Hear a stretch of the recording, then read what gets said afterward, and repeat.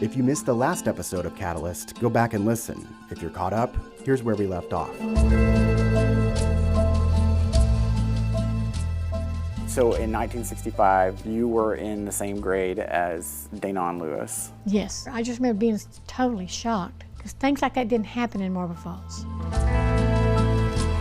Get as many people under a medical examiner system than out of the 19th century death investigations. The medical examiner is a physician who specializes as a pathologist in accurately determining the cause of death. So many people still are asking questions. I would love to see it solved, but I don't think it ever will be. Too much time has passed.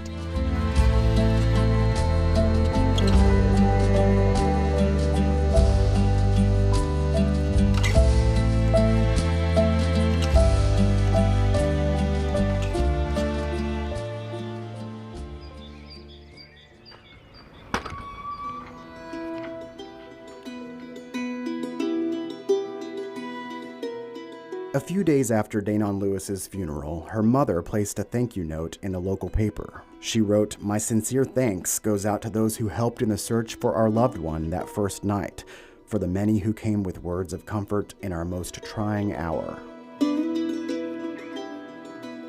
Her 13-year-old daughter was dead, found hanging by a jump rope in the shed behind their Marble Falls house just off Backbone Creek. Their grief only overshadowed by questions from the community. Why would Danon do this to herself? And how could this be an accident? The man who made that determination, Justice of the Peace C.B. Wall, soon left his own note in the paper, acknowledging rumors about foul play. Many were convinced this was a murder. There was talk of a neighborhood peeping Tom, and some even suggested Danon might have known her killer.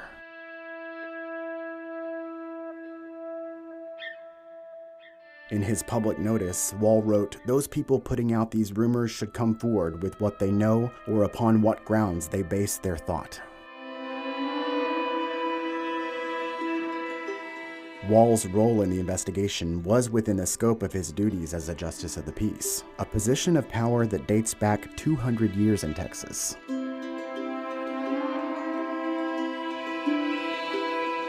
State archives say the role existed well before statehood, since the earliest days of the colony, introduced by a man known as the Father of Texas, Stephen F. Austin, through his Code of 1824. Justices were then included in the Constitution of the Republic of Texas and every state constitution to follow. Justices of the Peace actually originated in England. When back in the 1300s, King Richard the Lionheart, he basically appointed knights to keep the peace in unruly areas. And so the Justice of the Peace system came to America when it was settled. Justices of the Peace historically are individuals in a community where if there's a beef between two people, then you say, hey, let's go to Sam here and let him settle it. If a cow wandered over into somebody else's property and there was an argument over who the cow belonged to, went to a Justice of the Peace. Rick Hill loves learning and lecturing on this judicial system. As a former teacher and school administrator, he ran for Brazos County Justice of the Peace a decade ago and won. You don't know how many times I've been asked, I didn't know you were a lawyer. I'm not a lawyer. I'm a retired high school principal. Basically what I tell people, to get elected JP in the state of Texas, basically you have to have a pulse, all right? You don't have to be a lawyer to be a JP.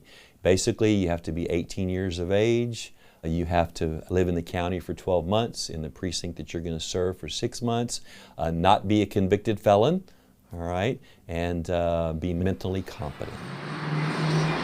His East Texas precinct is proof, though, the responsibilities of a Justice of the Peace have grown tremendously. For the vast majority of Texans, the only experience they will have in the justice court system is at our level. I like to kind of consider JPs as the landfill of cases that no one else has to do. We do small claims cases, up to $20,000 jurisdiction. We do all the evictions in Texas. We do criminal court, fine only misdemeanors. We do truancy. We do dangerous dog hearings. 90% of all the cases filed at any level in the state of Texas are filed at our level.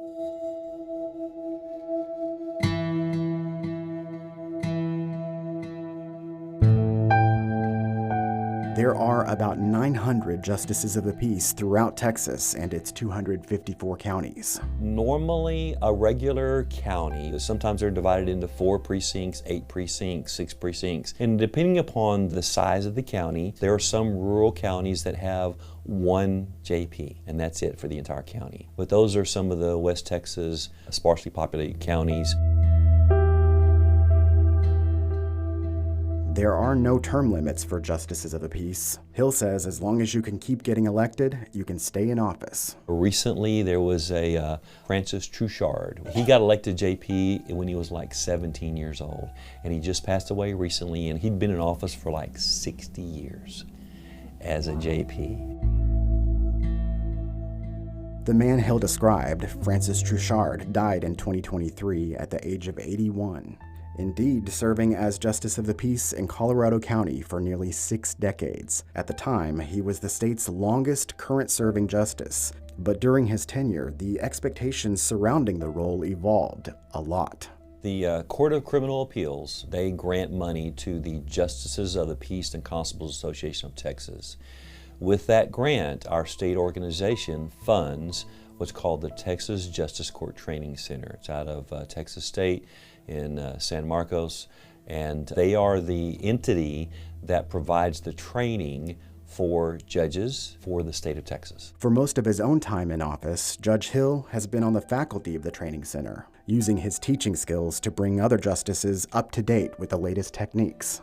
Every Justice of the Peace goes through 80 hours of initial training. And then we are required by law to get 20 hours of concurrent training every year. And every year that goes by, we try to get better at what we're doing. The training center was established in 1971, 6 years after Danon Lewis died. Back in the day when the training center wasn't in existence, JPs were elected to office and you got the keys.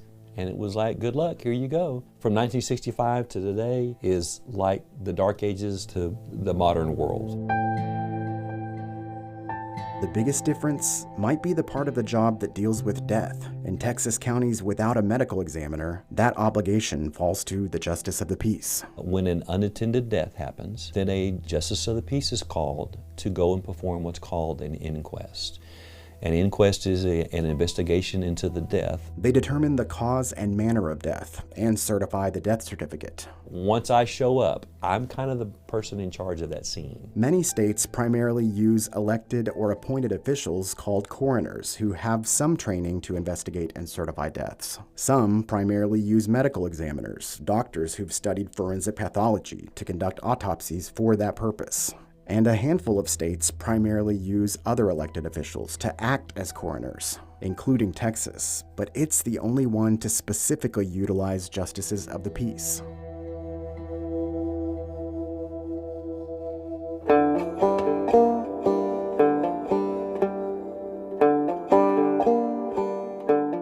There are medical examiners here, but only in 14 counties. The rest rely on justices of the peace to investigate deaths, on top of all their other duties, and it's been that way since the beginning.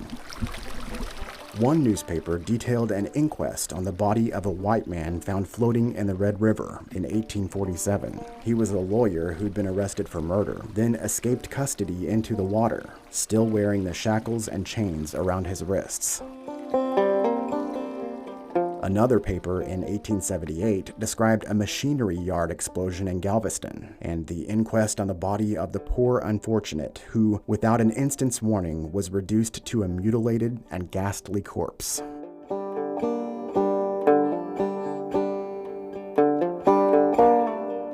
Then, perhaps the most famous Texas Justice of the Peace, Roy Bean, known as the Law West of the Pecos. Here's a story from the early 1900s of Judge Roy Bean. The High Pecos Bridge goes over the Pecos River in West Texas. It was being built. It was a wooden bridge, very, very high, about 20 miles from where Judge Bean's office was. They had an accident. Several people were killed. Several people were injured, okay? Judge Roy Bean rides his mule 20 miles out there to perform the death inquest, okay? He pronounces 8 people dead. The 3 who survived, here's what he said. He pronounced them dead, even though they weren't dead, because he said they're gonna die, and I don't want to have to ride my mule out here again to pronounce them dead. Now, what's funny is those 3 people who were injured that he pronounced dead actually survived. Something like that today is highly unlikely, especially with the state's Commission on Judicial Conduct. The commission can give us public reprimands, private reprimands. They will require judges to undergo more training. As in any walk of life, there are some judges who have been removed from office, suspended from office. In the past 25 years, the Commission's handed down more than 400 disciplinary actions against justices of the peace, some related to death inquests. I was in office 2 days and I had my first inquest. And it was a murder, which made it kind of easy because I was going to order an autopsy, right? Because any kind of criminal activity like that, I'm going to order an autopsy. Justices of the peace can send bodies to counties with medical examiners. In cases where it's not clear what happened, that expertise and autopsy resource could be the best call. We have final say over everyone on whether an autopsy is done or not. We consult with law enforcement, medical personnel, family members, and given the circumstances, we order autopsies or not. Now sometimes, if it's an unnatural death, suicides, homicides, traffic fatalities, young people who really we don't know what happened, you order an autopsy because you want to know the manner of death, cause of death normally. We contract with a funeral home in town, and they transport to Travis County Medical Examiner's Office. And that's the great part of our job is, if we're not certain, we can order an autopsy. But sending out for autopsies can be costly. We've seen counties pay as much as $4,700 per body. Ultimately, it comes down to the discretion of the Justice of the Peace. I've done over 1,000. In Brazos County, the JPs do about 100 a year each. Each of us do about 100. We send about 300 people for autopsies a year to Travis County.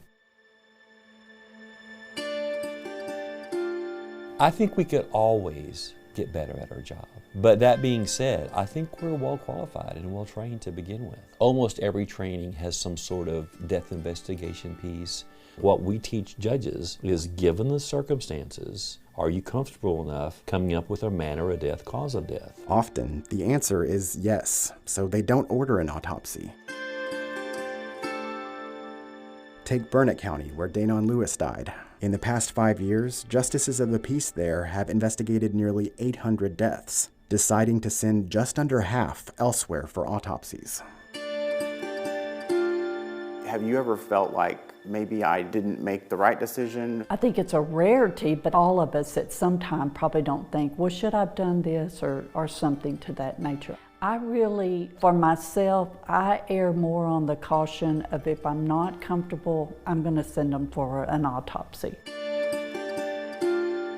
Before leaving Marble Falls, I stopped by the Precinct 4 office to meet the woman who holds C.B. Wall's seat today, Justice of the Peace Deborah Bensel. Should JPs still be investigating deaths in Texas, or is it time to figure out a different system at this point? I mean, I feel comfortable with what I do. I'm not saying that there isn't something better. If you suspect a crime has occurred related to that death, what do you do at that point? I'm pretty well going to send that person first off for an autopsy.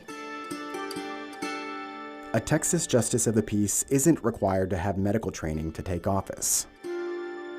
There is no evidence Wall had any. Census records indicate he was in the real estate business before his first election. I hereby certify that I held an inquest over the remains of Lanice Danon Lewis and found that death was due to strangulation, accidental. This was signed by C.B. Wall, the Justice of the Peace. We showed Bensel the only evidence left from the case, Danon's death certificate, where Wall marked no next to the question, was autopsy performed? I'm not sure of why an autopsy wasn't done. I know that I would have definitely wanted an autopsy, on that child.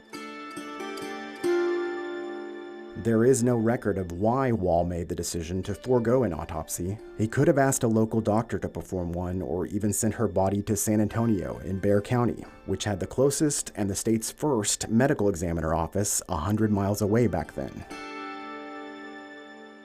I don't know if you can see the dates on there when it was signed off. November 27th was the last date on it. Looks like the date of death was November the 18th. Yeah, a matter of days that the case was open and then closed. Yes. 6 months after Danon's death, Wall won re-election. A few years after that, he died following a short illness, the paper said. His wife served the remainder of his term.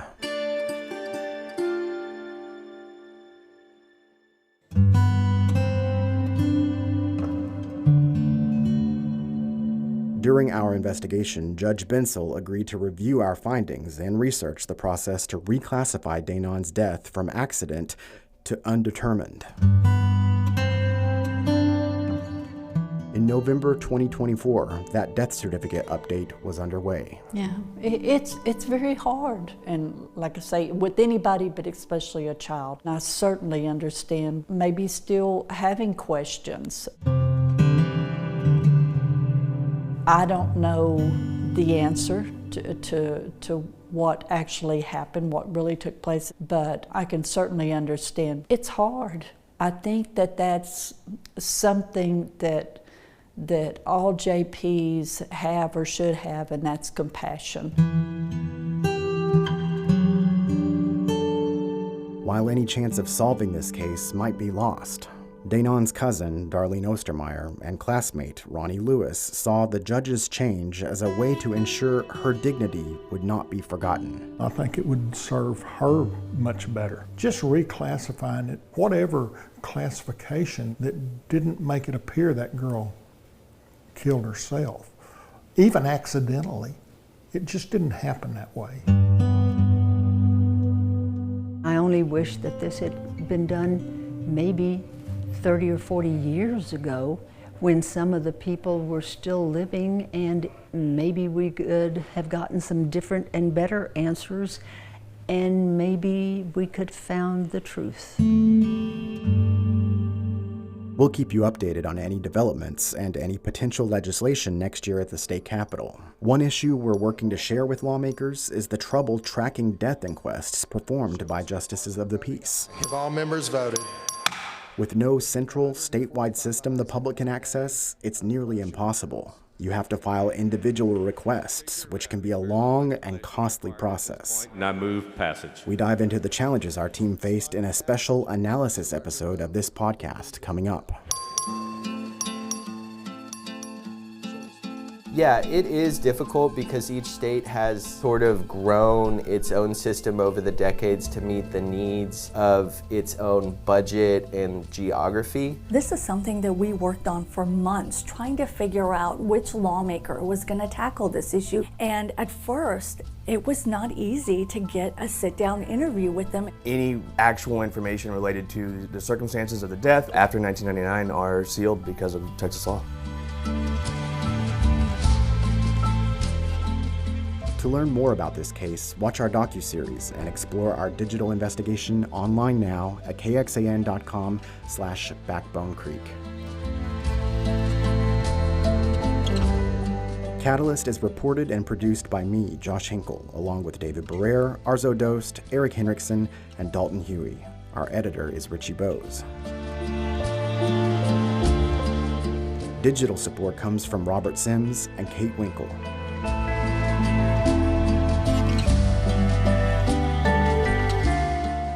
KXAN's news director is Haley Syhawk, and its general manager is Eric Glassberg.